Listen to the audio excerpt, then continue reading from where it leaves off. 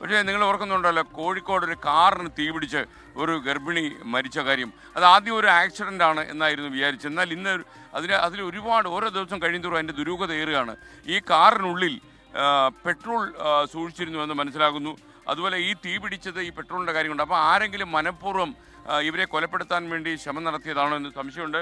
എന്തായാലും ദിലീഷ തിലകൻ കോഴിക്കോട് നിന്ന് ചേരുകയാണ്. ദിലീഷ, ഞാൻ പറയുന്നത് കേൾക്കുന്നുണ്ട്. കാര്യം ആകാശവാണിയുടെ ബാക്ക്ഗ്രൗണ്ട് മ്യൂസിക് നല്ല രസമാണ് കേൾക്കാൻ. ആ മ്യൂസിക് കേൾക്കുന്നുണ്ട്. അപ്പോൾ പറയൂ ദിലീഷ, എന്താണ് ഉണ്ടായിരിക്കുന്നത്?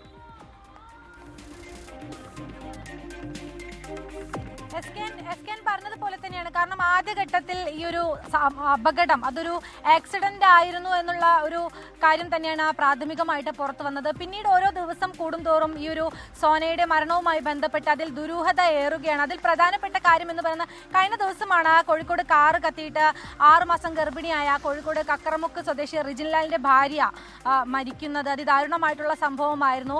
പിന്നാലെ പോലീസ് അന്വേഷണം നടക്കുന്നതിൽ എടുത്തു പറയേണ്ട ഒരു കാര്യം, ഈ കാറിന്റെ മുൻവശവും പിൻവശവും കത്തിയിട്ടില്ല. കാറിന്റെ ഉൾവശം മാത്രമാണ് കത്തിയത്. അതിലൊരു ദുരൂഹത ആരോപിച്ചുകൊണ്ട് കഴിഞ്ഞ ദിവസം ബന്ധുക്കളടക്കം രംഗത്ത് വന്നിട്ടുണ്ടായിരുന്നു. ഇപ്പോൾ ഈ കാറിൽ പെട്രോളിന്റെ സാന്നിധ്യം കണ്ടെത്തിയിരിക്കുകയാണ് പോലീസ്.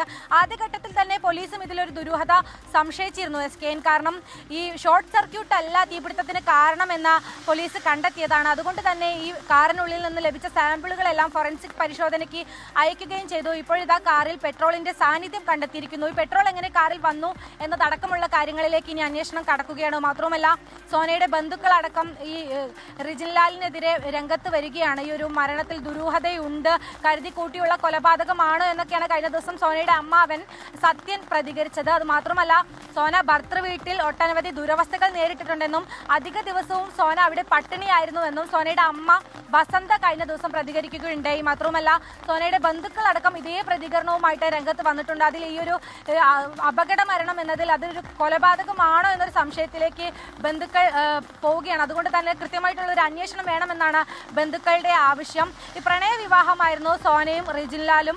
അതിൽ വിവാഹത്തിന് മുമ്പ് തന്നെ റിജിൻലാൽ മറ്റൊരു പെൺകുട്ടിയെ വിവാഹം കഴിക്കാൻ ശ്രമിക്കുന്നതായിട്ട് സോന അറിയുന്നതും ബന്ധുക്കൾ നമ്മളോട് പറഞ്ഞതാണ്. സോന ഈ വിവരം അറിഞ്ഞ ഉടനെ തന്നെ ആത്മഹത്യക്ക് ശ്രമിക്കുകയായിരുന്നു. അതായത് വടകര റെയിൽവേ സ്റ്റേഷനിൽ എത്തുകയും വടകര പോലീസ് ഇടപെട്ട് ആത്മഹത്യയിൽ നിന്ന് സോനയെ പിന്തിരിപ്പിക്കുകയുമായിരുന്നു.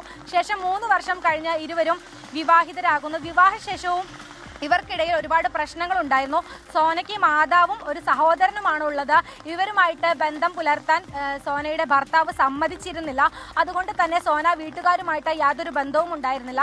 ഗർഭിണിയായ ശേഷം ഏതാനും മാസങ്ങൾക്ക് മുമ്പ് മാത്രമാണ് സോന വീട്ടുകാരുമായിട്ട് ബന്ധം പുലർത്തി വന്നത്. മാത്രമല്ല, കഴിഞ്ഞ കുറച്ച് നാളുകളായിട്ട് സോന ഭർത്താവിൻ്റെ വീട്ടിൽ നിന്നും അമ്മയുടെ കൂടെ പാലേരിയിലെ വീട്ടിലായിരുന്നു താമസം. ഏതാനും ദിവസങ്ങൾക്ക് മുമ്പാണ് റിജിൻലാൽ വീട്ടിലേക്ക് കൂട്ടിക്കൊണ്ടു പോകുന്നത്.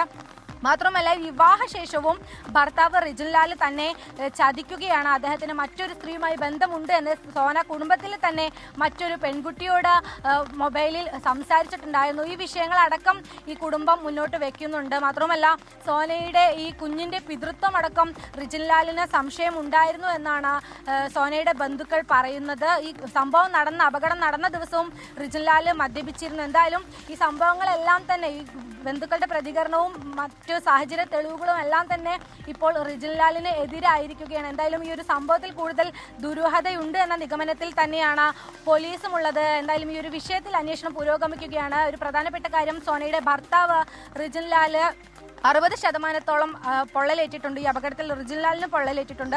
ഈ കാറ് കത്തിയ സമയത്ത് റിജിൻലാൽ വേഗം ഡോറ് തുറന്ന് പുറത്തിറങ്ങിയെങ്കിലും സോനയ്ക്ക് പുറത്തിറങ്ങാൻ സാധിച്ചില്ല. ഡോറ് ലോക്കാവുകയായിരുന്നു. അങ്ങനെയാണ് കാറ് കത്തി സോന മരിക്കുന്നത്. റിജിൻലാൽ 60% പൊള്ളലേറ്റ് കോഴിക്കോട് മെഡിക്കൽ കോളേജ് ആശുപത്രിയിൽ ചികിത്സയിൽ തുടരുകയാണ്. SKN.